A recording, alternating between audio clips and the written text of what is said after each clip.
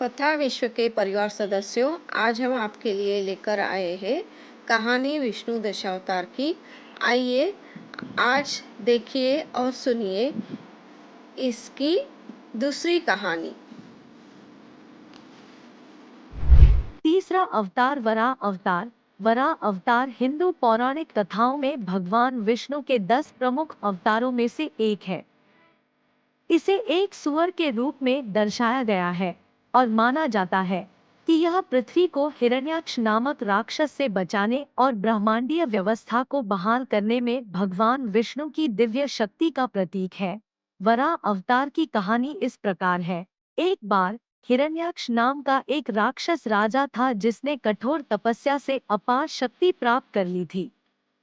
अपनी नई शक्ति से उसने स्वर्ग और पृथ्वी दोनों पर कहर बरपाना शुरू कर दिया। अपने अहंकार और सत्ता की इच्छा से प्रेरित होकर हिरण्याक्ष का अहंकार बढ़ता गया। वह भगवान इंद्र सहित देवताओं पर हावी होने में कामयाब रहा और यहाँ तक कि पृथ्वी को ब्रह्मांडीय महासागर में डुबाने में कामयाब रहा, जिससे वह नीचे तक डूब गई। पृथ्वी को जलमग्न और पीड़ित देखकर देवता मदद के लिए भगवान विष्णु के पास पहुँचे। उनकी याचिका के जवाब में भगवान विष्णु ने पृथ्वी को बचाने और हिरण्याक्ष को हराने के लिए वराह सुअर के रूप में अवतार लेने का फैसला किया। वराह पृथ्वी का पता लगाने के लिए गहरे गोता लगाते हुए ब्रह्मांड महासागर में उतरे।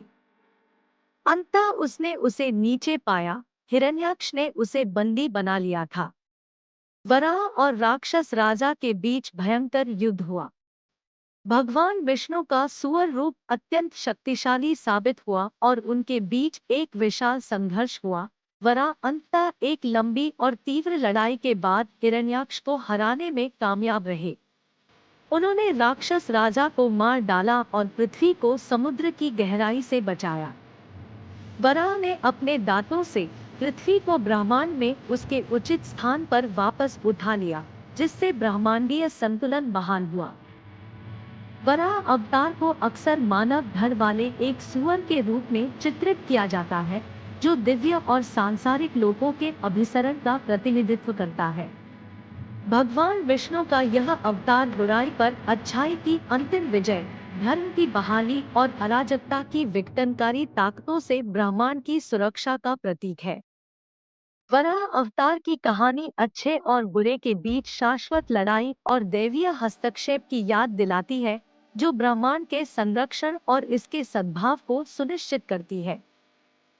यह हिंदू धर्म में व्यवस्था बहाल करने और धर्मियों की रक्षा के लिए दिव्य ऊर्जा की अभिव्यक्ति के रूप में दिव्य अवतारों की अवधारणा पर भी प्रकाश डालता है। चौथा अवतार नरसिम्हा। नरसिम्हा कहानी हिंदू पौराणिक कथाओं की एक प्रमुख कहानी है, जो पुराणों के नाम से जाने जाने वाले प्राचीन भारतीय ग्रंथों में पाई जाती है। यह भगवान विष्णु के अवतार नरसिम्हा आधे मनुष्य और आधे शेर के देवता के इर्द गिर्द घूमता है और धार्मिकता, धर्म की रक्षा और बुरी ताकतों अधर्म को नष्ट करने के लिए दैवीय हस्तक्षेप की अवधारणा को दर्शाता है। यह कहानी मुख्य रूप से भागवत पुराण और विष्णु पुराण में आती है। यहाँ नरसिम्हा कहानी का संक्षिप्त संस्करण दिया गया है। पृष्ठभूमि: कहानी राक्षस राजा हिरण्यकशिपु से शुरू होती है, जिसने भगवान ब्रह्मा से वरदान प्राप्त किया था, जिससे वह लगभग अमर हो गया था। उनका मानना था कि वह अजेय है और उन्होंने मांग की कि हर कोई उन्हें भगवान के रूप में पूजे। हालांकि उनका अपना पुत्र प्रहलाद भगवान विष्णु का प्रबल भक्त था और उसने अपने पिता की पूजा करने से इनकार कर दिया था। संघर्ष: हिरण्यकशिपु अपने बेटे की विष्णु भक्ति से बहुत क्रोधित हो गया और उसने प्रहलाद की मान्यताओं को बदलने के लिए कई प्रयास किए। अपने पिता द्वारा आयोजित कई परीक्षणों और कष्टों का सामना करने के बावजूद प्रहलाद भगवान विष्णु के प्रति अपनी भक्ति में दृढ़ रहे। नरसिम्हा का अवतार विष्णु में अपने बेटे की अटूट आस्था को सहन करने में असमर्थ हिरण्यकशिपु ने उसे खत्म करने का फैसला किया। उसने अपनी बहन होलिका से प्रहलाद को गोद में लेकर चिता पर बैठने को कहा, क्योंकि उसके पास वरदान था कि वह अग्नि से प्रतिरक्षित हो जाती थी। हालांकि प्रहलाद की शुद्ध भक्ति के कारण होलिका का वरदान विफल हो गया और वह आग में जलकर भस्म हो गई। जबकि प्रहलाद सुरक्षित रहा, तब हिरण्यकशिपु ने विष्णु के अस्तित्व को चुनौती देते हुए पूछा कि वह कहाँ है। इसके जवाब में हिरण्यकशिपु के वरदान की शर्तों को पूरा करने के लिए भगवान विष्णु नरसिम्हा के रूप में प्रकट हुए, एक ऐसा रूप जो न तो पूरी तरह से मानव था और न ही जानवर। दिव्य मुठभेड़। नरसिंह गोधूली के समय हिरण्यकशिपु के महल में एक खंभे से निकले, जो न तो घर के अंदर था और न ही बाहर, और राक्षस राजा को पकड़ लिया। उसने हिरण्यकशिपु को अपनी गोद में बिठाया, अपने शेर के पंजों से उसकी छाती को चीर डाला और इस तरह दिन और रात के समय उसे मार डाला। नरसिम्हा का रूप वरदान की सीमाओं को पार करने के लिए दिन और रात, मानव और जानवर के बीच एक आदर्श संतुलन का प्रतिनिधित्व करता था। वरदान द्वारा निर्धारित शर्तों को पूरा करते हुए मुठभेड़ महल की दहलीज पर हुई। हिरण्यकशिपु को मारने के बाद नरसिम्हा क्रोधित और बेकाबू हो गए। उनके दैवीय क्रोध से दुनिया पर कहर बरपाने का खतरा था। उसे शांत करने के लिए देवताओं ने प्रहलाद से नरसिंह के पास जाने और उसे शांत करने का अनुरोध किया। प्रहलाद की भक्ति का नरसिम्हा पर सुखद प्रभाव पड़ा और देवता धीरे धीरे अपने दयालु रूप में भगवान विष्णु में परिवर्तित हो गए। नरसिम्हा कहानी न केवल दैवीय हस्तक्षेप की कहानी है, बल्कि एक ऐसी कहानी भी है जो भक्ति, धार्मिकता और बुराई पर अच्छाई की अंतिम जीत को दर्शाती है। यह हिंदू पौराणिक कथाओं में एक महत्वपूर्ण कथा बनी हुई है और अक्सर पूजा और कहानी कहने के विभिन्न रूपों में इसका पाठ और जश्न मनाया जाता है। पांचवा अवतार वामन। वामन की कहानी, जिसे भगवान वामन या वामनावतार के नाम से भी जाना जाता है, हिंदू पौराणिक कथाओं की एक महत्वपूर्ण कहानी है। यह भगवान विष्णु के 10 अवतारों में से एक है, जिन्होंने जब भी बुरी शक्तियों द्वारा ब्रह्मांडीय व्यवस्था को बाधित किया गया था, उसे बहाल करने के लिए विभिन्न रूपों में अवतार लिया। वामन अवतार की कहानी राक्षस राजा बाली, जिसे महाबली भी कहा जाता है, के इर्द गिर्द घूमती है, जिसने अपार शक्ति हासिल कर ली थी और देवताओं के लिए खतरा बन गया था।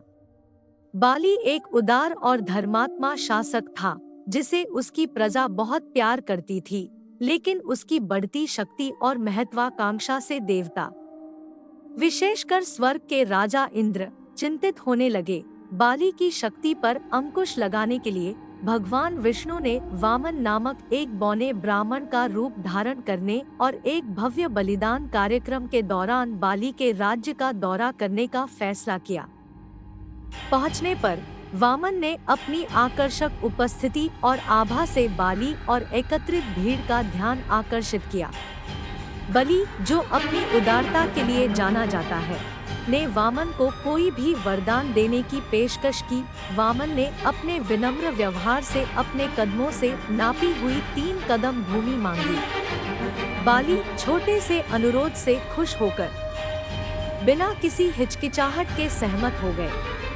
हालांकि जैसे ही बाली ने वरदान दिया, वामन का रूप बढ़ने लगा और अपने पहले कदम से उन्होंने पूरी पृथ्वी को ढक लिया। अपने दूसरे कदम से उसने स्वर्ग को ढक लिया। अब अपना तीसरा कदम रखने के लिए कहीं नहीं होने पर बाली ने कदम रखने के पत्थर के रूप में अपना सिर पेश किया। बाली की निस्वार्थता और भक्ति से प्रभावित होकर भगवान विष्णु ने उसे पाताल लोक पर शासन करने का वरदान दिया और उसे साल में एक बार ओणम त्योहार के दौरान अपने लोगों से मिलने के लिए पृथ्वी पर लौटने का भी आशीर्वाद दिया। ओणम के नाम से जाना जाने वाला यह त्योहार भारत के केरल में राजा बाली की स्मृति और उनके शासनकाल के दौरान हुई समृद्धि का सम्मान करने के लिए मनाया जाता है। वामन की कहानी की व्याख्या अक्सर अहंकार और शक्ति पर विनम्रता और धार्मिकता की विजय के प्रतिनिधित्व के रूप में की जाती है। यह ब्रह्मांडीय संतुलन की अवधारणा और धर्म धार्मिकता की रक्षा और ब्रह्मांड में व्यवस्था बनाए रखने के लिए विभिन्न रूपों में प्रकट होने की परमात्मा की इच्छा पर भी प्रकाश डालता है।